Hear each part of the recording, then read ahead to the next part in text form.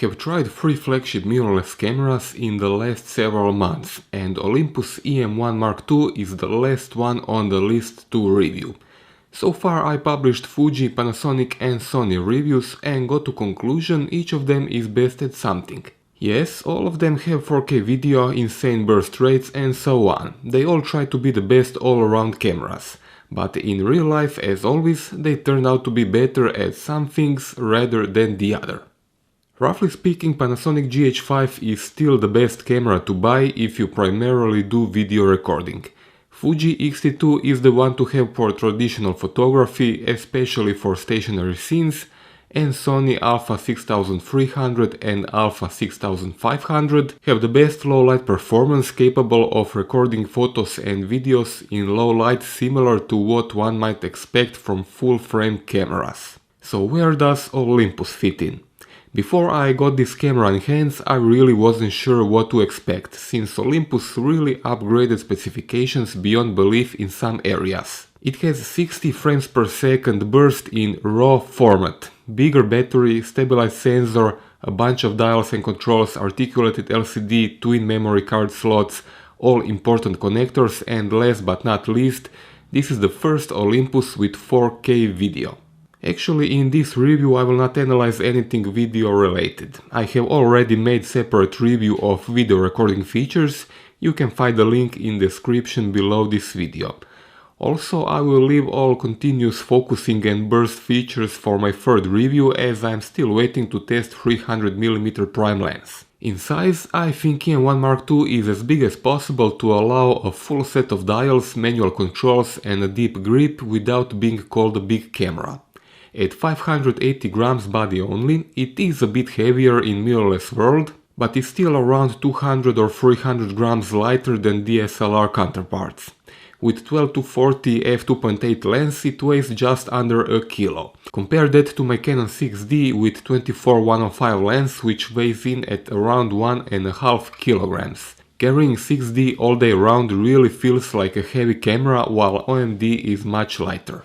Grip is a bit bigger and deeper compared to first generation, and that comes in handy for bigger lenses like 40 to 150 or the new 300mm telephoto. It also allows more relaxed holding position. For small grips you need to contract your palm, what causes strain over long periods of time.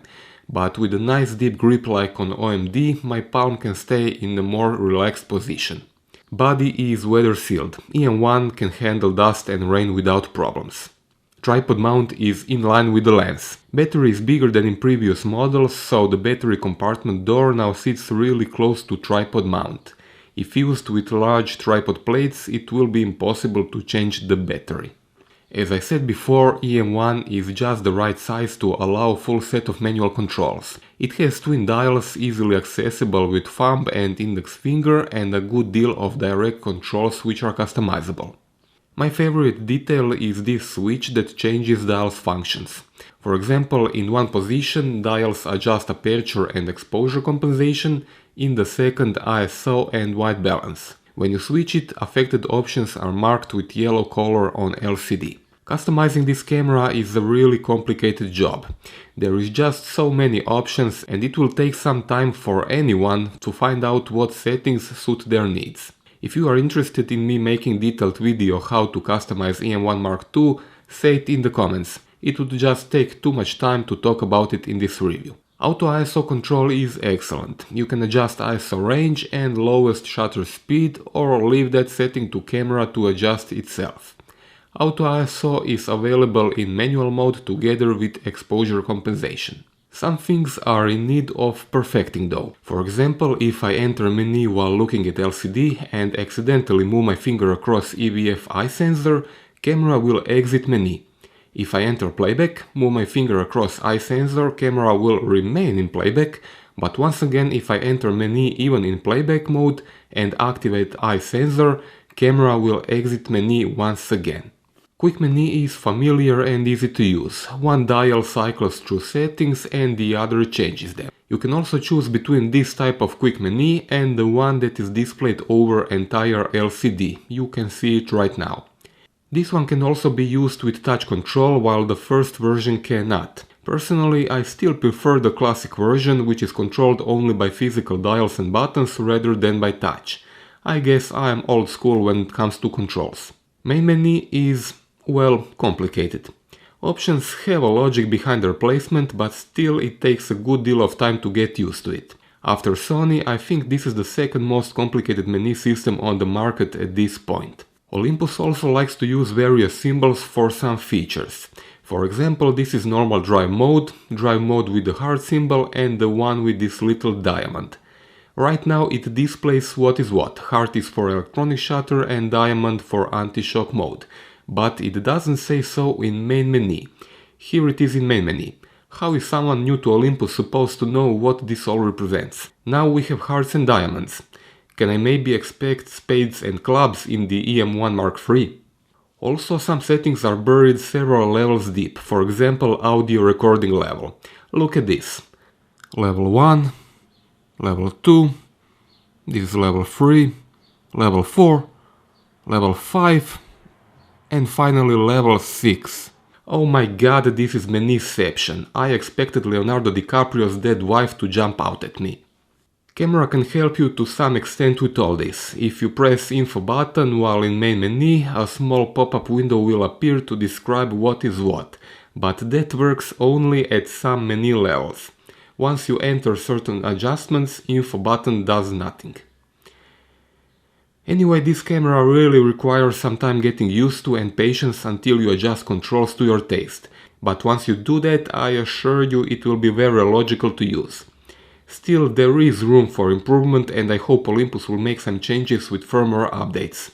As for image quality, EM1 Mark II did not disappoint. First of all, straight from the camera JPEGs already look damn good with excellent automatic white balance both in daylight and nighttime under street lights. Colors are realistic without any color shifts. I always said Olympus and Canon have the best colors, but looking at these EM1 Mark II samples, I think Olympus is even a bit better. For non-critical application, I actually don't feel the need to adjust anything on these shots. Maybe just a bit of shadows lifting, but this is pretty much it. Exposure is spot on and I rarely had to use exposure compensation. If you use JPEG regularly and want excellent straight out of the camera images, this might even be the best camera on the market.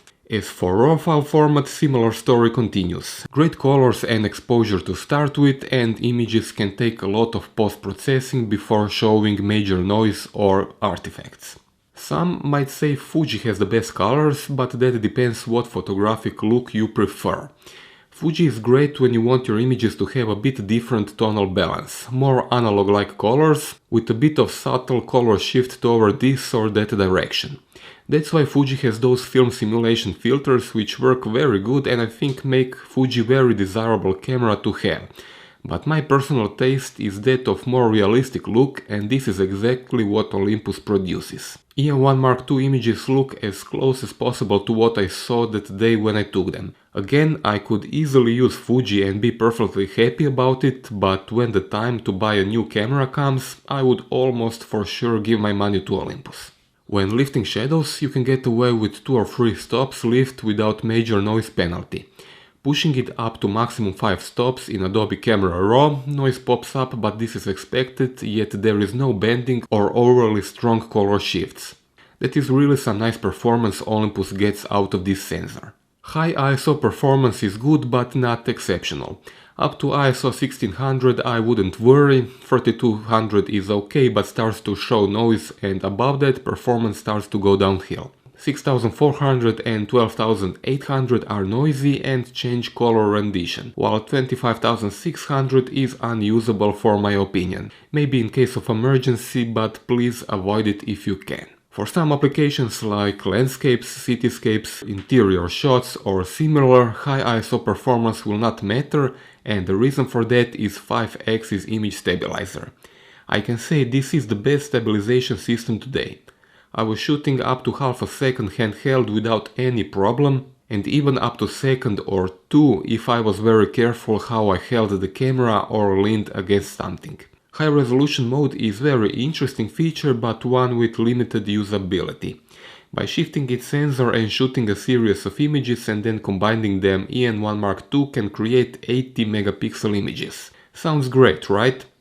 Well, in real life use I am not that impressed. To get best results you need tripod, shutter delay and a non-moving subject. Anything that moves will create blur or ghosts in images like you see right now. But even for stationary objects, results have not impressed me. Yes, there is a lot more resolution, but even after I resized it down to native 20 megapixels, it doesn't look as sharp as a photo taken in normal exposure mode. Shutter sound is rather quiet.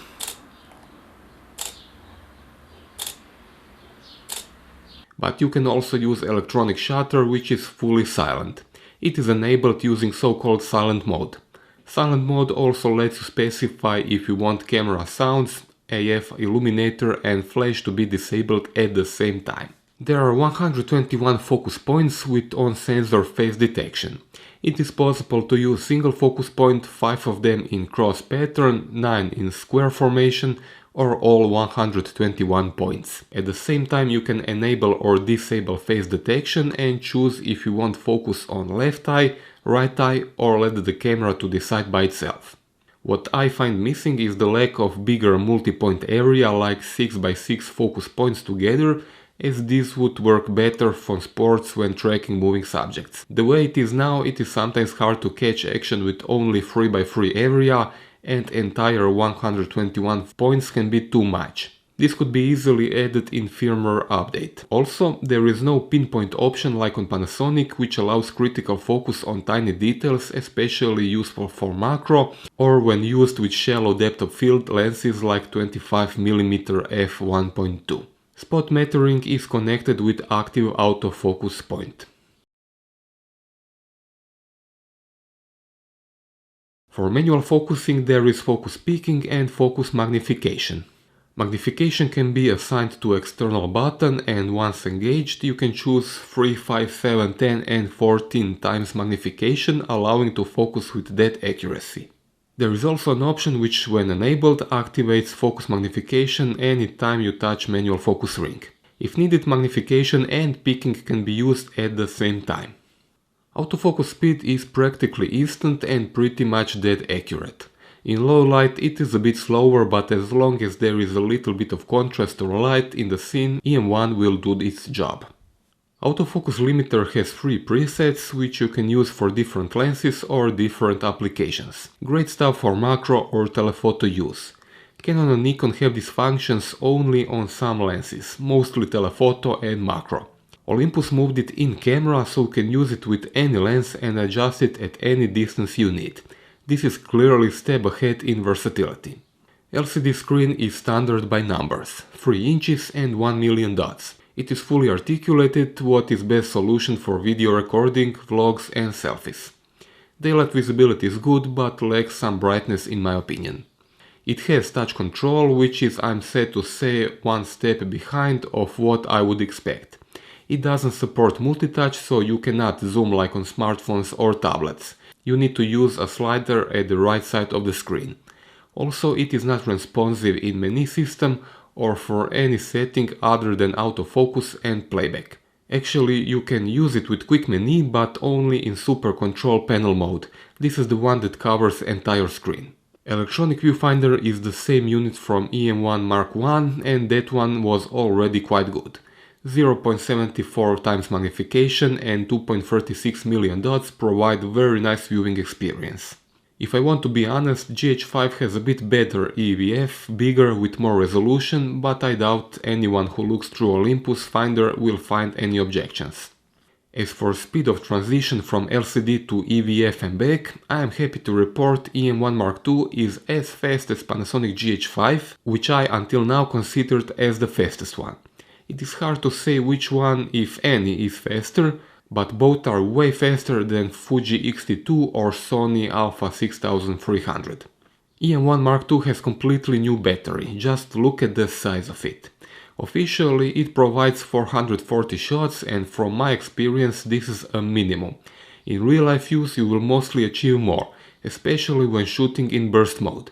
In that case shot count will probably go into several thousand. I observed something similar when reviewing Panasonic GX80 and GH5 earlier this year. Battery is mostly drained by camera uptime, not so much by the sheer amount of shots taken. Another welcomed update is battery percentage indicator. Finally! Even better, in still image modes it shows percentage, and in video mode remaining time in minutes of video recording. Charging is done in external charger, and by the way, this must be the brightest LED ever put in a battery charger. There are two memory card slots and usual settings to use them: overflow, backup or still images on one card, video to other. There is no hot swap like on Panasonic GH5. If you record video and try to remove the second memory card, the one which is not being used, video recording will stop. Also, if you insert second card in empty slot while recording, it will also stop recording. Most connectors are on the left side: microphone, headphones, HDMI and USB 3.0 Type-C. On the right side there is wired remote connector. As the camera is rather small, articulated LCD can be obstructed with connected equipment, primarily microphone and headphones. Wi-Fi is built in and requires Olympus Image app, which is free to download. First time connection is made scanning QR code which appears on camera LCD, and that's it. Very simple and works without problems.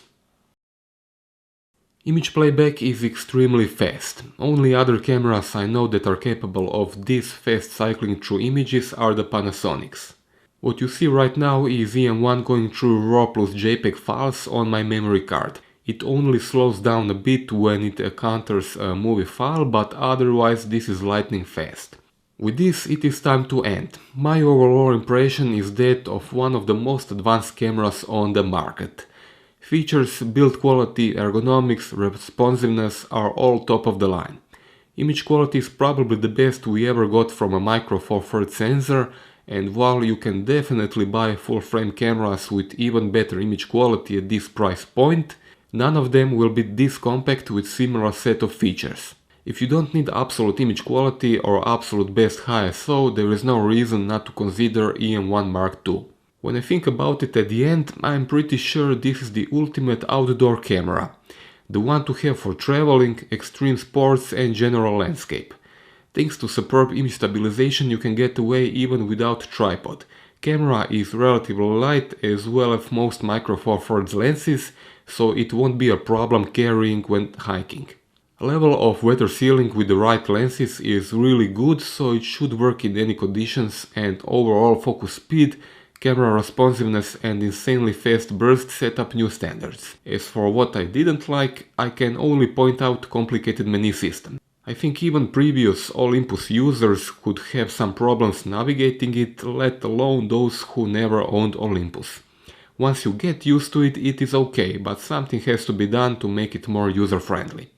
I still haven't discussed 60 FPS raw burst or continuous focusing, and you can expect a third video on this camera as soon as I get the chance to try 40-150 and 300mm telephoto lenses in real life, for some birding, wildlife or sports, so please stay tuned to my channel. That's all for this review. If you have a question, feel free to ask me in the comment section below. Subscribe to my channel for updates, and if you want to support my work, buy stuff on Amazon using my affiliate links below the video. You will not pay any more than otherwise, but I will get a small percentage from every purchase. Thanks for watching.